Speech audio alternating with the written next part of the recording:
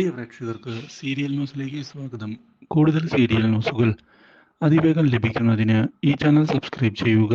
Bell icon മറക്കാതെ click ചെയ്യുക. Video ഇഷ്ടമായി എങ്കിൽ ലൈക്ക് ചെയ്യാൻ മറക്കരുത്. ഇനി എന്ത് ചെയ്യും എന്ന ചോദ്യം മുമ്പിൽ ബാക്കിയാവുകയാണ്. പ്രകാശന്റെ സഹായിക്കാൻ ഒരാൾ പോലും തയ്യാറാകുന്നില്ല. ഇനി എങ്ങനെ പിടിച്ചു നിൽക്കും മുതലായ ചോദ്യങ്ങളാണ് പ്രകാശനെ അലട്ടിക്കൊണ്ടിരിക്കുന്നത്.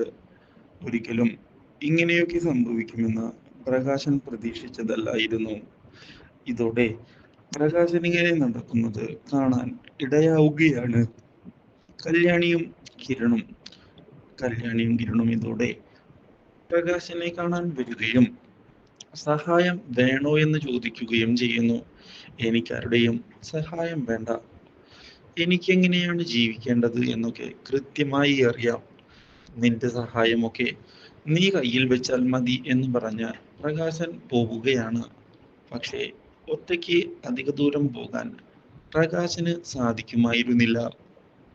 അതുകൊണ്ട് തന്നെ പ്രകാശനൊടുവിൽ തന്റെ തോൽവി അംഗീകരിക്കാൻ നിർബന്ധിതനാവുകയാണ്. ഇതേ സമയമാണ് ഗംഗാപ്രസാദിനെ ഞെട്ടിച്ചുകൊണ്ട് ജയിലിലേക്ക് കാർത്തിക കയറി വരുന്നത്. അപ്രതീക്ഷിതമായ ഈ വരവ് ഗംഗാപ്രസാദിന് തിരിച്ചടിയാകുന്നു.